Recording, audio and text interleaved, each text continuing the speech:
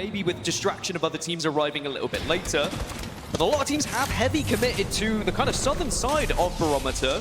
Then you've got like the Boogie Boarders, for example, who are on the northern side, who could be in one of the prime positions as TSM and Furia kind of posturing up against one another at the moment. And Hao has popped the ult. He's into Beast of the Hunt. This is going to be a straight 3v3. However, there is an armor advantage here to Furia, but there's an angle advantage to Imperial Hao, and Verhulst will get the first knock onto Keon. Hao manages to get out of the fight as well to stay alive, but while all the smoke and the mirrors are going down, you can see they're trying to heal, they're trying to survive. Nobody in the vicinity is going to be able to third party this at the moment. It looks like TSM still have the advantage. Yeah, Hao got the bat off as well. That's going to be massive for TSM chances in this fight now. They should be able to really just press this 3 versus 2. Verhulst also going to use the bat, and suddenly Furia, they're having to back off. They do have a red armor to work with on Vaxilon, so this is important. If he can use that to his advantage, there is still an opportunity to 2v3 this. Well, this is the first work assignment for the intern, and the knock comes in as well from the frag grenade from Verhulst. So a 3v2 has turned into a 2v2, and now Furia looking to turn this one around. But it's Vaxilon who has to move in, who has to clutch up around the knockdown shield. A 1v1, and TSM go down, and the intern will win it. What a way to make it known that you deserve every chance you have here. Is now just a 2, but they might get a chance to pick him up and go back up to a 3. It's Complexity, it's Alliance, it's WMNDY and Boogie Boarders, our last 4 teams. And Alliance still hold the best position, but there is going to be eyes on from all these squads. They are going to be looking over towards that bridge. It's the height at the moment that WMNDY have. Well, Boogie Boarders are taking damage at the moment. You can see that Fussy's been finished, and the last player alive is going to be on your screen right now. And look at Alliance, by the way. All of them dressed for LAN, dressed in red Evos, cannot have more health. And they've also got this bow check, which has been such a difference maker in some of these first engagements. Just getting that initial damage down, getting those 2 quick shots in just turns a fight in your favor. How about that for a rebrand of having all the red armors, right? Alliance are also spreading themselves out along this bridge. They've got such a distance between all 3 of them. They are watching different angles at the moment. They don't want to let anyone sneak through, and they have Bangalore Ultimate available to use as well. So not only is that going to help do extra damage, but it's also going to slow all those players that are going to try and dart across this open ground. Alliance have this game, and they have to make sure they make it count. Well, they have the game, but Complexity and Lou, well, they've got Sheila, and we'll have to see if that's going to make any difference in these final moments. The walls are going to go down just to give them a bit of temporary cover. And Boogie Boarders might be in for a little bit of a surprise here.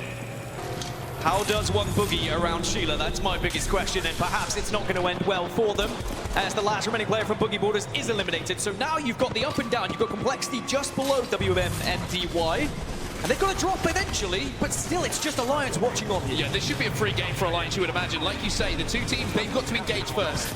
WMD, they have to drop from that building. Complexity will be underneath them. Both teams will engage. They will do damage, but it's about how Alliance move in and clean this up. Monsoon is left on his own. He will fall as well. 2 squads remaining, but surely Mollet and Shark cannot win the 2v3 versus the powerhouse from EMEA that is Alliance. Alliance get the job done at day 1, game 1 here at Split 1 playoffs. And the rebrand has worked out for them as they get to celebrate. What a moment it is for them to start off with. We've seen it before. We've seen Alliance start off hot in these tournaments. But is this the start of a new day for Alliance? Can we see them just carry it on throughout the entirety?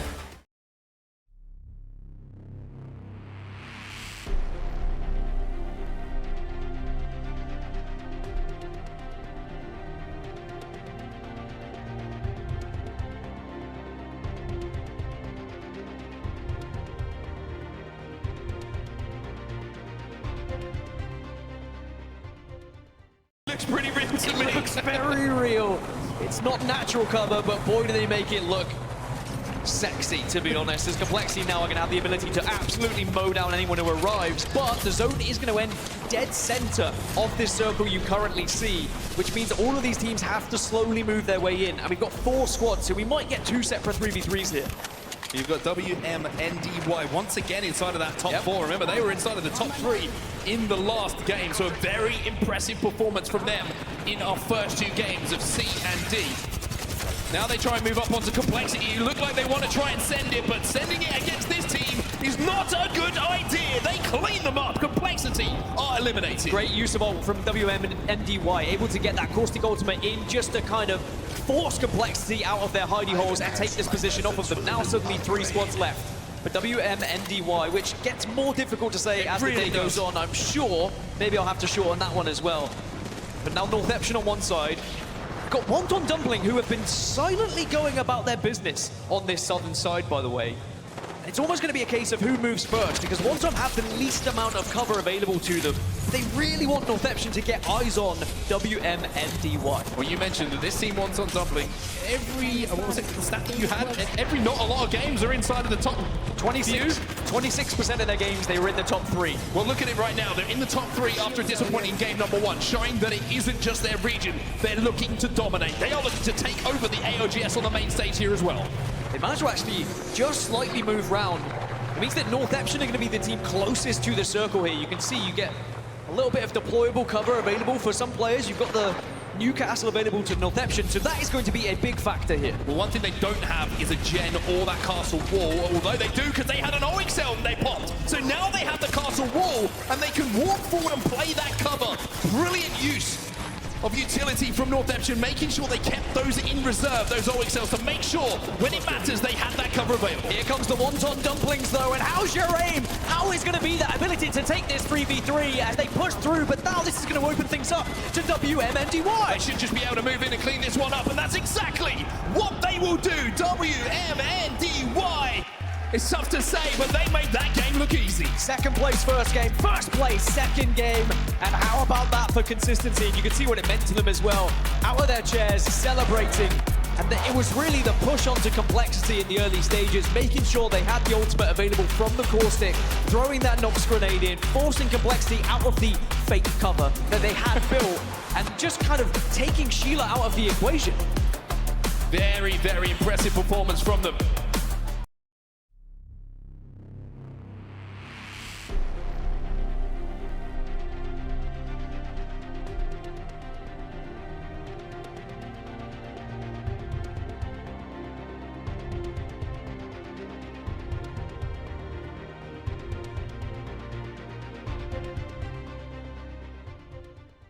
Hold down that spot. They will be safe for now. Elsewhere though, look at Wonton Dumpling. They're up on that sniper tower. They're up high above 07. Well, the only worry for Fnatic was Made in Heaven, who did have a look at the two, but they just turned around and absolutely blitzed them and said, we will actually hold the entirety of this northeastern side. And now Fnatic put themselves in such an impressive position on the other side for 07. Remember, I was talking about the two teams as Made in Heaven get eliminated. 07 have to watch over 3 different squads on this southern side, whereas now Fnatic, they've eliminated everyone who came from that eastern gate. Sazuki has that Sentinel in his hands as well. Still holding down this spot, and through the smoke. Excuse me? Somehow manages to connect. Fnatic still in a great spot. Like you mentioned, completely cleared that side of the map as well, and everyone else is going to have to go through each other to get to the position that Fnatic holds strong. SSG, by the way, what a performance from them. It looked like a doom and gloom game for them. Well, they're into the top 6 already, just by putting themselves in a good position. They might be able to sneak out a few more spots as well.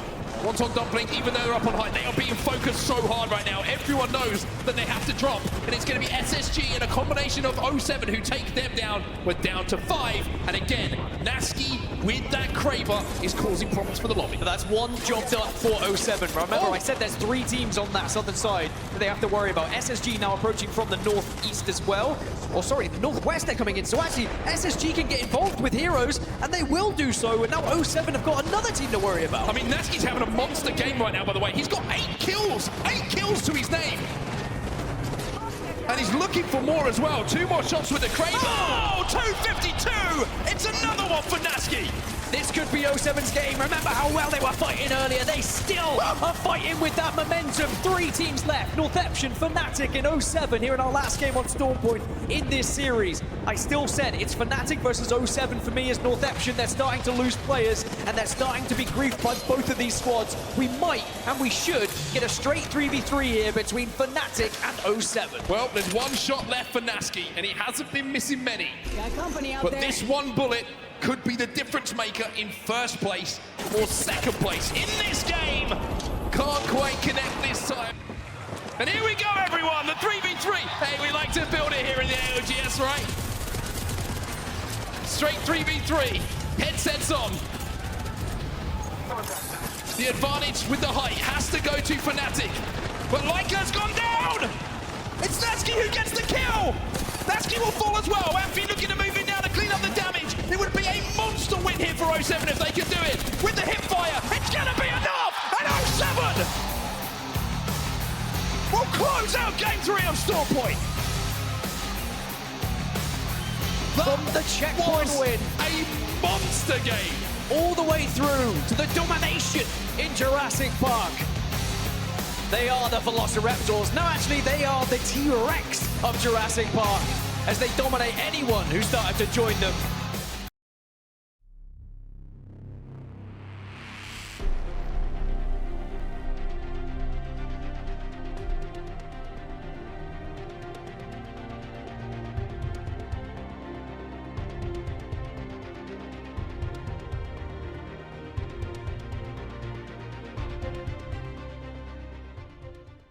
Down though here as they try to wrap around. Howl gonna meet them on the other side of this rock though. Fnatic now trying to push in. Maidenhead get eliminated in your feeds. 10 squads left. Sliding down to see where these teams are. Hiding in the crevice of the rock. Tries to prevent the bat from getting pulled off. He can't stop it in time. He's literally shimmy-shading his way into cover as Satuki's the last one alive for Fnatic. Oh, the one time you can hit the wall bounce just to get that little bit of extra height. The Prowler bullets all just hitting straight into the rock. Oh, disappointing there from Fnatic, and they'll go out a little bit earlier than perhaps they wanted to. And evac go right behind BR Demons. Still have the less than 35 seconds left as Space Agent get eliminated. 7 squads left here.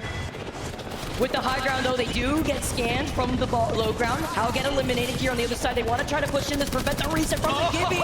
You have to look to their back, so Heroes are also on the other side. They get eliminated, coming in clutch and waiting. Unlucky from Alliance, swoops in to get some extra KP.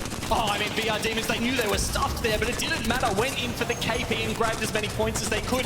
MDY have been playing the train cards here for quite a while, and they continue their reign of terror. What a surprise package. And meanwhile, while these squads are fighting outside the circle, Boogie Boarders are just looking at all this action. Legend Gaming slides in. Huge arc coming in from K. WM and DY get eliminated. Our last 2 squads between Boogie Boarders and Legends. Wow, it's pretty much an Apex South affair here in the top 3 with Boogie Boarders, who had that fantastic position here right from the start. They choose when to engage. Will that be the right decision? That would have been such a fighting barrier. Somebody gets the second one, getting the 140. The follow-up from the Mastiff from Strafing Flame gets the knock onto Boogie Boarders. The number advantage here for Legends Gaming as K falls incredibly low. And Legends Gaming, they take game number 4.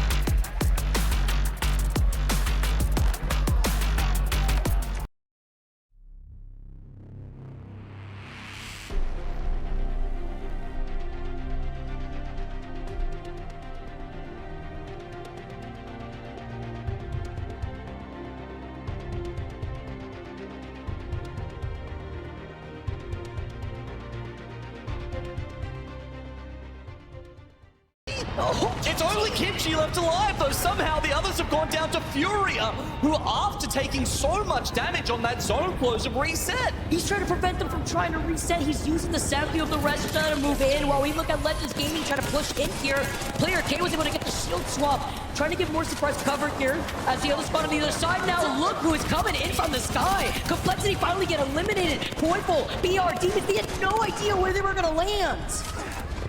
Legends Gaming, they have been the most active team in this final circle, and they're right in the thick of it. Look at this. EA finally swing on them. They were playing quite passively up until now, and they try and hide behind the smoke, but is that enough? BR Demons go down, Elevate back up into the north. Have Legends Gaming actually lived through that? Actually crazy. The KP presenting itself to EA on a silver platter after they fought to play off this side of the circle after they beat 07. Now Legends Gaming with 2 alive. Can't look for the full reset. They get the last solo of Furia. They go down. Our last 2 squads between Legends Gaming and Elevate. Can Legends go back to back? Oh, I mean, it'd be a 2v3. This would need to be an effect-level performance here to win this one out. Elevate have bided their time. They've whittled them down to 1 now, and it shouldn't be long for Elevate! They were waiting patiently around the rock. They get the last shot in. They are their victors for game number 5, and they needed that here too, Gino. And you can see even in their faces there, Vicky, it wasn't a, triumphant victory. We didn't know we were going to get there. It was just relief. It was, yeah, we expected that. We played that out from the last 10 to 15 minutes. As soon as they dealt with 07 and NDY on that north side of the circle there, Vicky, it was too easy from that point.